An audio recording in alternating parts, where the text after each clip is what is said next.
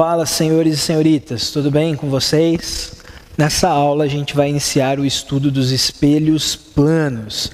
Aula anterior, aula muito importante, eu expliquei para vocês as leis da reflexão, regular ou especular, e nós vimos também classificação de ponto-objeto e ponto-imagem, né? Nessa aula, então, a gente inicia o estudo dos espelhos planos. Ó, eu não vou terminar hoje, tá? Não vou terminar nessa aula, não. Gente, aqui eu tenho o meu espelho plano. Essas franjinhas, esses risquinhos, sempre estarão na parte de trás do espelho, a parte que não é refletora. Então, essa parte aqui, ó, é a parte que não é refletora, tá? Essa aqui é a parte refletora do espelho. Na frente desse espelho, eu vou colocar um objeto. Tá aqui meu objeto. Desse objeto partem vários raios de luz. Alguns desses raios de luz que o objeto emite vão atingir o espelho. Eu vou pegar um raio de luz aqui, ó, ao acaso, que sai do objeto e que incide no espelho. É o raio incidente esse aqui, viu? No ponto de incidência perpendicular ao espelho, eu vou traçar a reta normal. Reta normal é a reta perpendicular ao espelho, hein? Então o espelho está na vertical, a reta normal na horizontal, ok? Esse ângulo é o ângulo de incidência, ângulo formado entre o raio incidente e a normal. Galera, eu não posso traçar o raio refletido de qualquer maneira aqui. Lembra da segunda lei da reflexão? O ângulo de incidência e o ângulo de reflexão são iguais? Eu tenho que traçar o raio refletido aqui de uma maneira que esse raio refletido forme com a reta normal o mesmo ângulo que o raio incidente forma com a normal. Então, olha o raio refletido aqui, ó. Esse é o ângulo de reflexão. O I e o R devem ser iguais, ok? Bom, vou pegar um outro raio de luz que sai do objeto e que incide no espelho. Está aqui, ó. Raio incidente, né? Percebam que esse raio incidente, ele está incidindo perpendicularmente ao espelho. Essa é a chamada incidência normal. Lembra? Ó, se eu for traçar a reta normal aqui no ponto de incidência, a reta normal estaria aqui, ó. Como o raio incidente está em cima da reta normal, a gente chama essa incidência de incidência normal.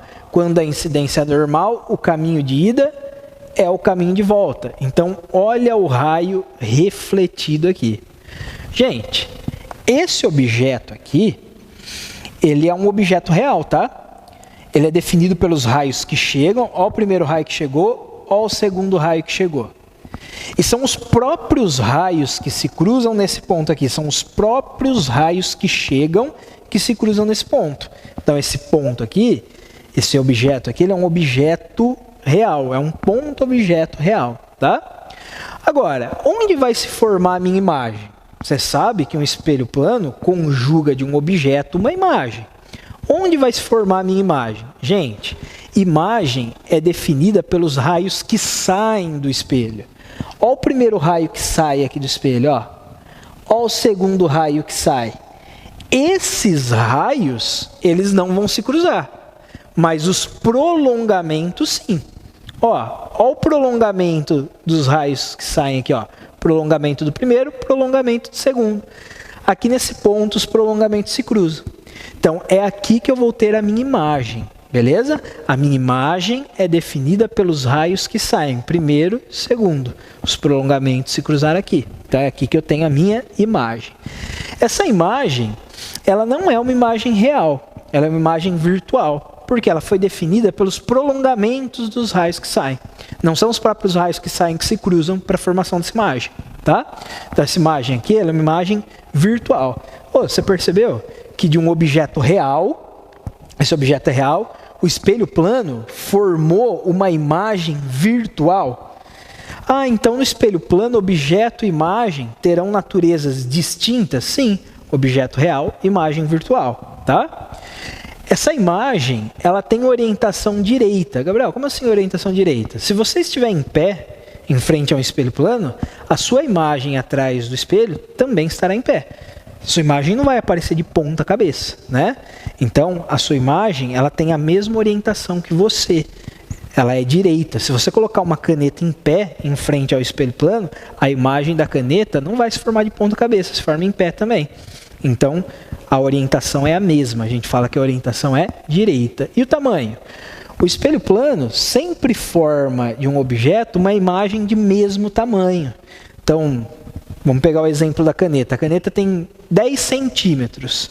A imagem da caneta também vai ter 10 centímetros, tá? Então, a gente fala que em relação ao tamanho, a imagem é igual. Igual é porque tem o mesmo tamanho. Então, olha só. Num espelho plano, quando o objeto é real, a imagem vai ter natureza virtual, orientação direita e tamanho igual. Tudo bem? Sossegado? Eu queria chamar a sua atenção para o seguinte fato aqui. O objeto está a uma distância d do espelho. A imagem se forma a uma distância d também do espelho. A mesma distância do objeto até o espelho é a distância da imagem até o espelho. Então, se essa distância for 1 metro, essa aqui também vai ser 1 metro. Tudo bem? Toma cuidado que o exercício vai tentar fazer pegadinha com você.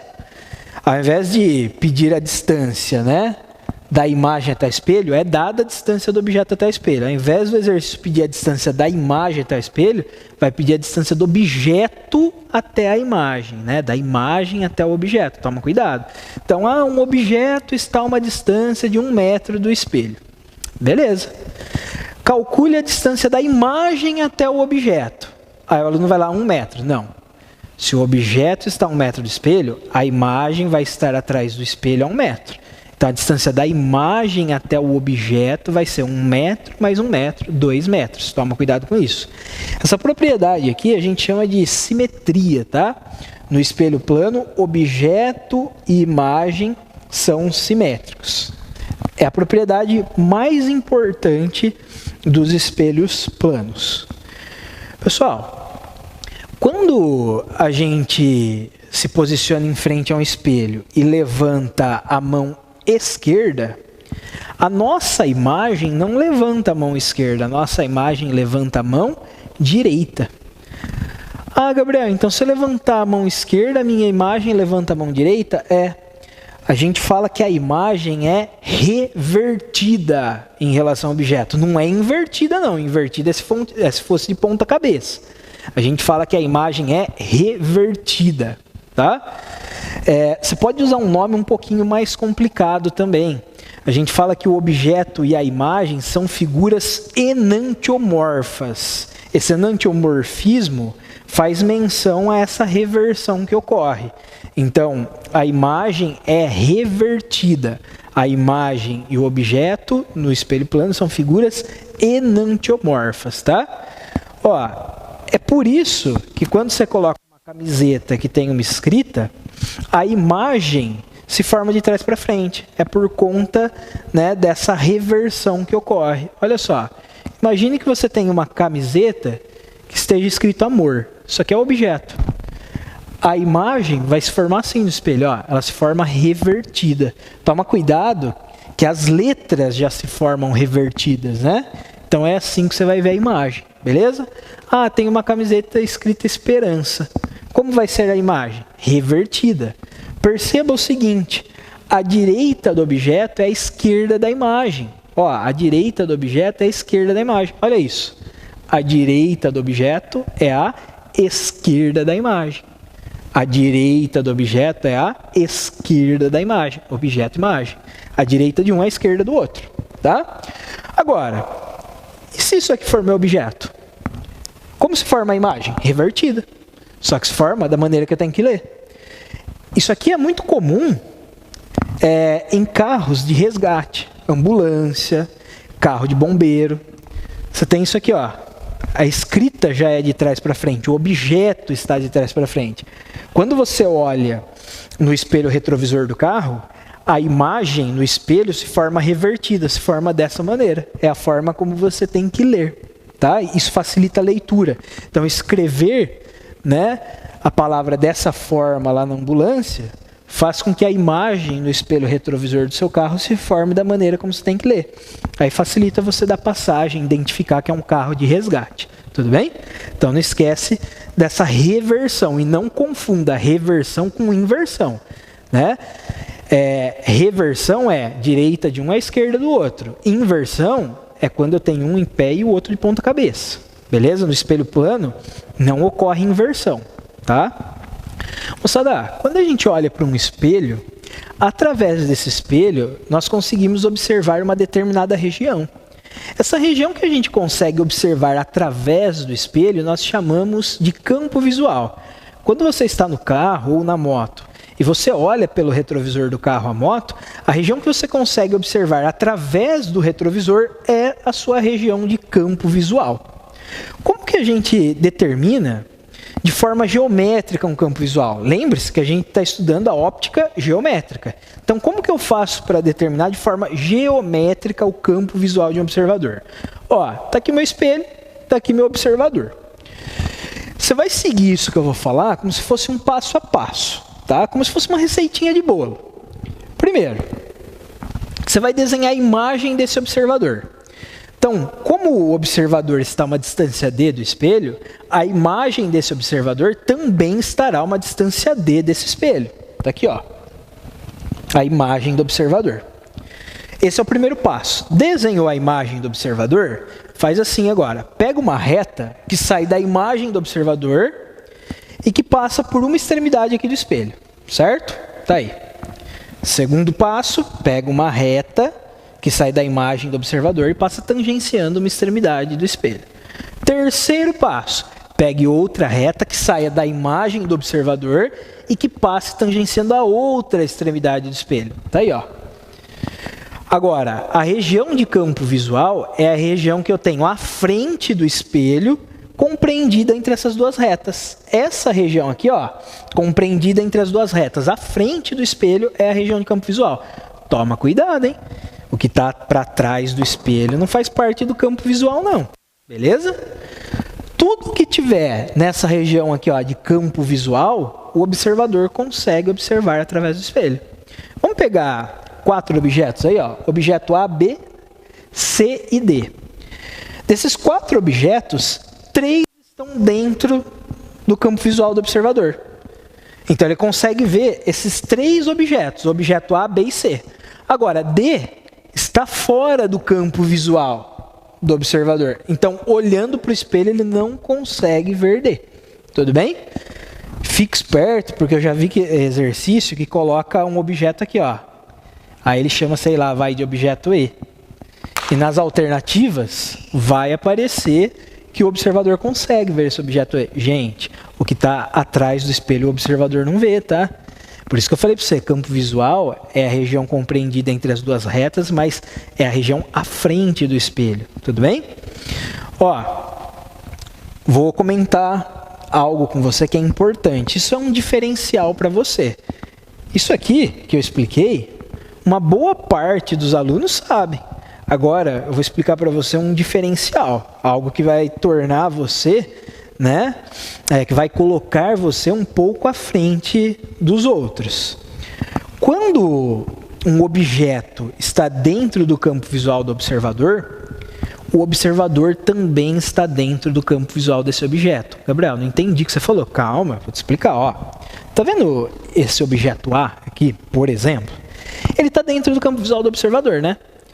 Então, o observador também está dentro do campo visual dele, viu? Vamos determinar o campo visual de A? Vou provar para você. Vamos achar o campo visual de A? Ó, tá aqui o plano do espelho.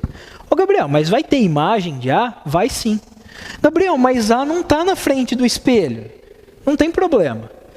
Se você olhar aqui o A, ele está deslocado lateralmente, ele não está bem em frente ao espelho. E aí tem aluno que acha que porque o A não está bem na frente do espelho, não vai existir imagem de A. Nada a ver, viu? Nada a ver. O objeto ele pode estar deslocado lateralmente. Ele não precisa estar exatamente na frente do espelho. E mesmo ele estando deslocado lateralmente, ainda assim vai existir imagem. Pode ser que você não veja a imagem desse objeto, mas vai existir. Então toma cuidado. Ó, tá aqui o plano do meu espelho. Esse objeto A, ele está a uma certa distância do plano do espelho. Tá aqui, ó.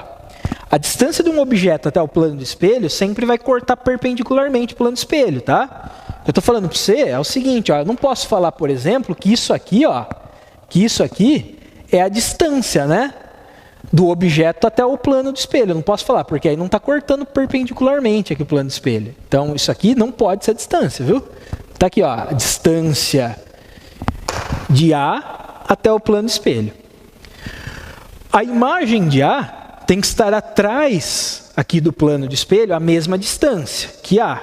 Então, está aqui a imagem de A. Eu estou chamando de A', imagem de A.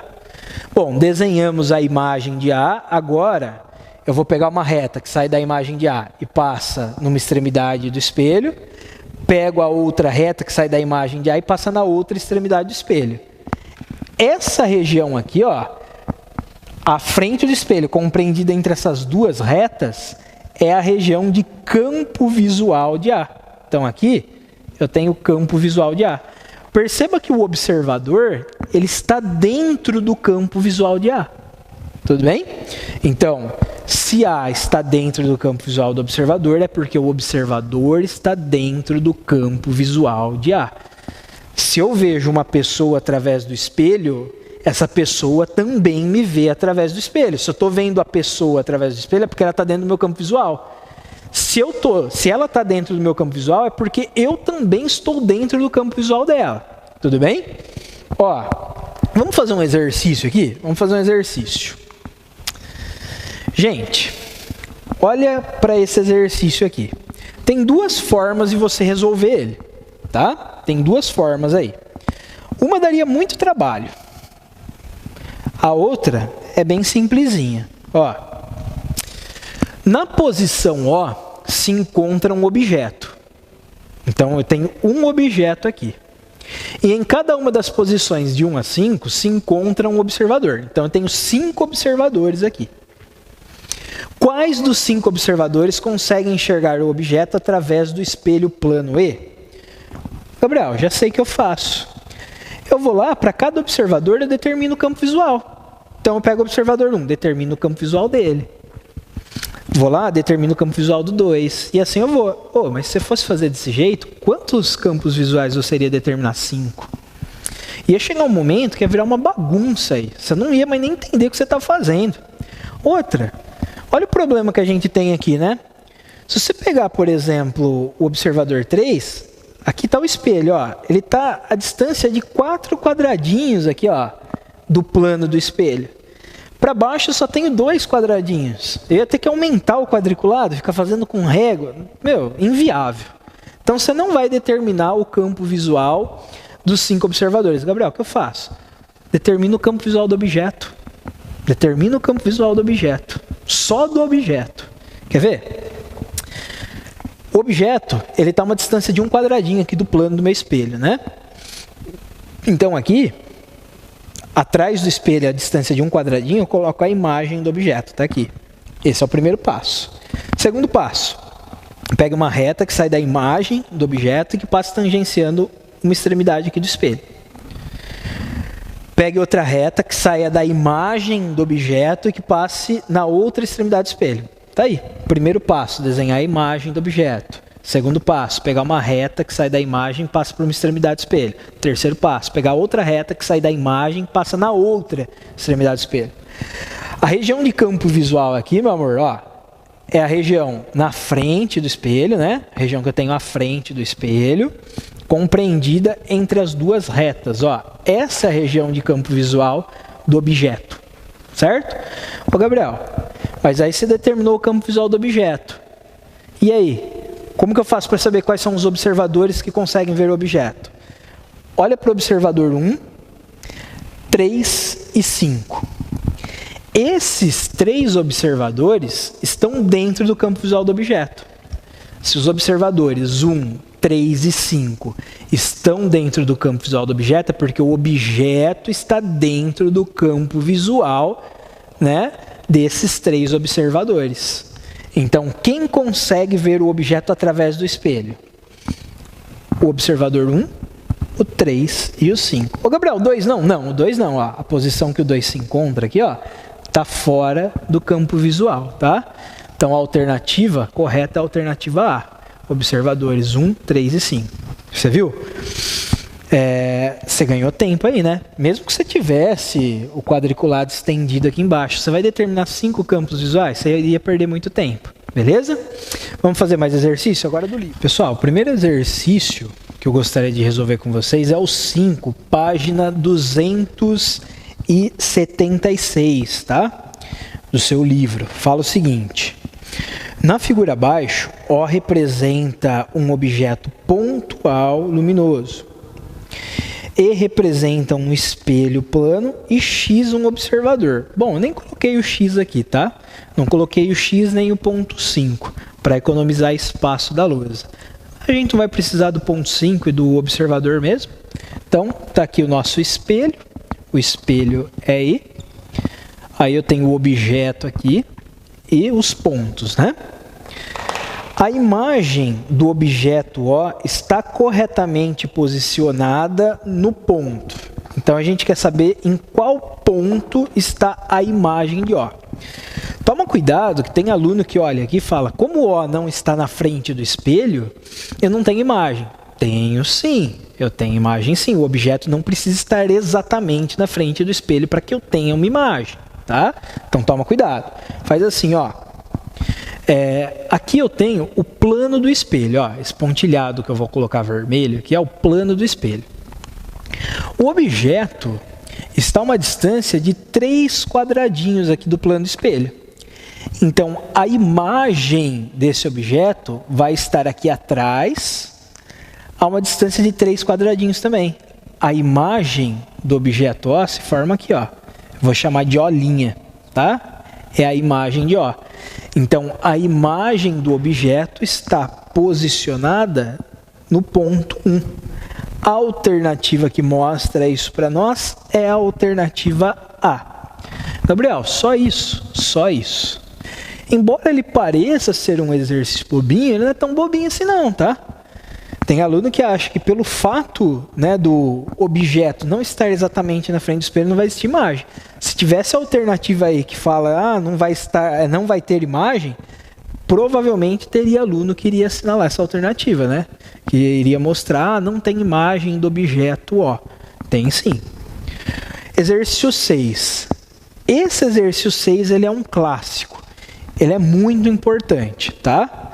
Fala assim: a figura a seguir mostra um objeto A colocado a 5 metros de um espelho plano e um observador O colocado a 7 metros deste mesmo espelho. Um raio de luz que parte de A e atinge o observador O por reflexão no espelho percorrerá neste trajeto de A para O. A gente quer saber qual é a distância que o raio de luz que sai de A, bate no espelho sofrendo reflexão, chegando em O, percorre nesse trajeto, de A até O.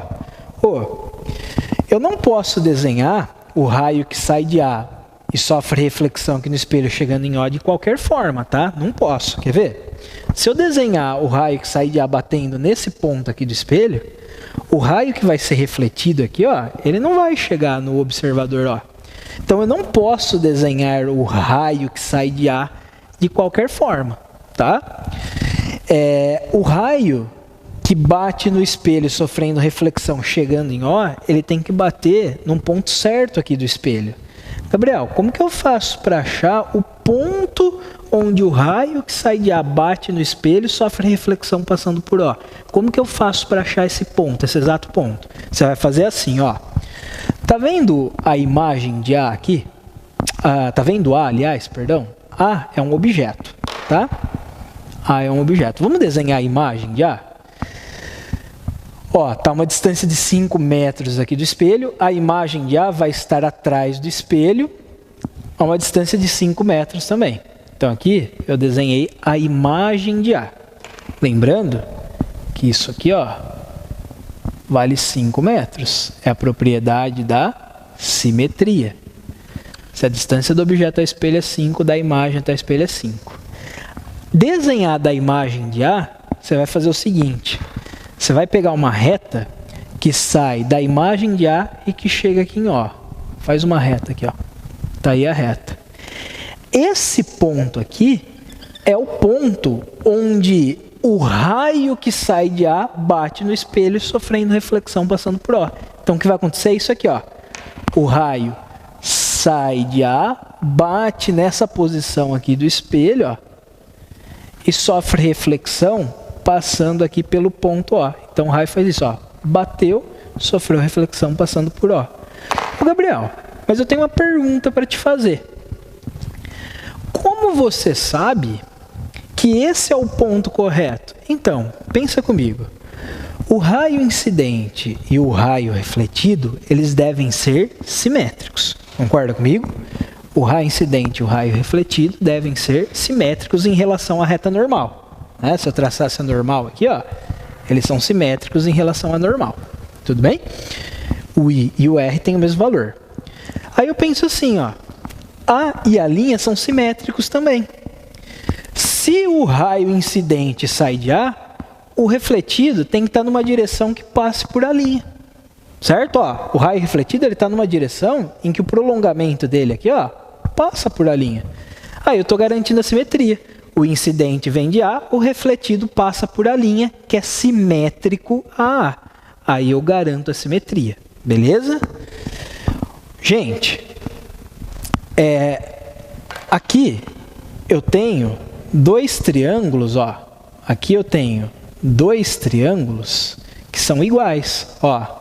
Esse triângulo e esse triângulo aqui, esses dois triângulos são iguais.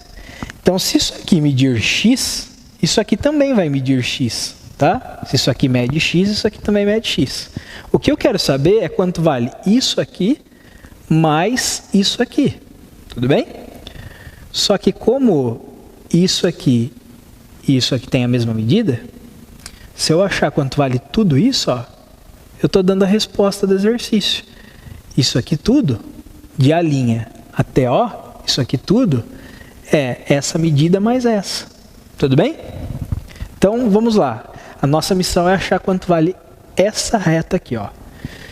Você sabe me dizer quanto vale isso aqui? Ó, quanto vale isso aqui? Foi informado para você. Isso aqui vale 9 metros, está no seu livro, né? Ó, de A até O aqui, verticalmente, né? Eu tenho 9 metros. Então, 9 metros. Isso aqui vale 7. Isso aqui vale 5, ó. 5 em cima, 5 embaixo. Então, tudo isso aqui, 5 mais 7 vale 12. Tudo isso aqui, ó, vale 12. Ô, Gabriel, já percebi. Você está formando aqui um triângulo retângulo, né? Olha o ângulo de 90 graus aqui. Você formou um triângulo retângulo. E aí, para achar isso aqui, ó, que vai ser a resposta do exercício, você vai aplicar um Pitágoras. Ah, nem precisa aplicar um Pitágoras. Se você quiser, tudo bem, fica à vontade. Mas não precisa. 9 é 3 vezes 3. 12 é 4 vezes 3. Então, espera aí. É um triângulo bem famosinho da matemática. É o triângulo 3, 4, 5. 3 vezes 3, 4 vezes 3. Aqui vai ser 5 vezes 3. Então, isso aqui, ó, essa hipotenusa aqui, vai ser 5 vezes 3, tá? Que corresponde a 15. Então, a distância D vai ser igual a 15 metros. Se você quiser aplicar Pitágoras, fique à vontade, mas eu não vejo necessidade, né? Se eu fosse aplicar Pitágoras, ficaria assim, ó, a hipotenusa aqui que eu estou chamando de D, D ao quadrado é 9 ao quadrado mais 12 ao quadrado. Então, a sacada aqui, galera, era determinar o ponto no qual o raio de luz que parte de A ia bater no espelho, sofrendo reflexão passando por O. É nesse ponto aqui. Desenha a imagem de A, traça uma reta que vai da imagem de A até O. O ponto onde essa reta intercepta o espelho é o ponto onde vai ocorrer a reflexão. Certo? Os dois raios são simétricos. Então, para garantir a simetria, eu penso assim, ó, se o raio incidente vem de A, o refletido tem que passar por A'. Né? Por quê? A e a linha são simétricos, aí eu garanto a simetria entre o raio que chega e o que sai. ok? Exercício complicado, primeira vez que você vê. Quando você faz um segundo exercício semelhante, aí já fica mais tranquilo. E aí, para finalizar, eu gostaria de fazer o exercício 3. Esse exercício 3 está mais relacionado com o que a gente viu na aula passada do que com o que a gente viu nessa aula, tudo bem? Exercício 3. A figura abaixo representa duas superfícies refletoras perpendiculares e um raio incidente em uma delas. Determina a trajetória da luz até que ela não mais reflita. Indique todos os ângulos entre os raios de luz e as superfícies e entre os raios de luz e as retas normais. Então, vamos lá. O raio que bate aqui na primeira superfície vai sofrer reflexão, certo? Então, é o raio refletido. Aqui no ponto de incidência, vamos traçar a reta normal? Vamos lá? Traça a reta normal. Está aí a reta normal. Aliás, deixa eu até ver se essa reta normal já não foi fornecida, né, na figura. Deixa eu conferir aqui. Bom, essa reta normal já foi traçada para você na realidade, né? Então aqui, nós temos a reta normal, certo? Já foi traçada para você a normal. O ângulo que o raio incidente forma com a normal aqui é um ângulo de 40 graus, né? Esse ângulo aqui, é 40 graus. Esse ângulo formado entre o raio incidente e a reta normal é o famoso ângulo de incidência, tá? É o ângulo de incidência. Ô meu anjo, se esse ângulo aqui vale 40, quanto tem que valer esse ângulo aqui? 40. Gabriel, por quê? Porque esse ângulo aqui, ele é o ângulo de reflexão, né? Ele é o ângulo formado entre o raio refletido e a reta normal. Então esse ângulo aqui, ele vale 40 graus. Tudo bem? Bom, aqui na segunda superfície refletora eu vou ter uma nova refração. Então no ponto de incidência perpendicular à superfície refletora eu traço a reta normal. Está aqui a normal. Gente, olha só. Se esse ângulo aqui é 90, esse ângulo aqui é 90, tá vendo? Quanto tem que valer esse ângulo? Somando os três ângulos aqui, eu tenho que ter 180 graus. Então, se aqui é 90, se aqui é 40, esse ângulo aqui, ele vai valer 50 graus. Beleza? Esse ângulo de 50 graus, ele é o ângulo de incidência na segunda superfície refletora, tá? Esse raio aqui é o raio que incide na segunda superfície. Essa reta é a reta normal. Então, esse é o ângulo de incidência. Aqui vai ocorrer uma nova reflexão. Então, aqui, tem uma nova reflexão. Esse ângulo aqui, esse ângulo vai valer quanto? 50 também. Gabriel, por que 50? Porque o ângulo de incidência e o ângulo de reflexão são iguais, tá? Esse aqui é o I, esse aqui é o R. Então, a gente indicou, né, a trajetória da luz aí, até ela não sofrer mais reflexão, daqui ela vai embora, ela não sofre mais reflexão, e indicamos também os ângulos, beleza? Galera, bons estudos para vocês, um abraço, até mais. Falou, tchau, tchau.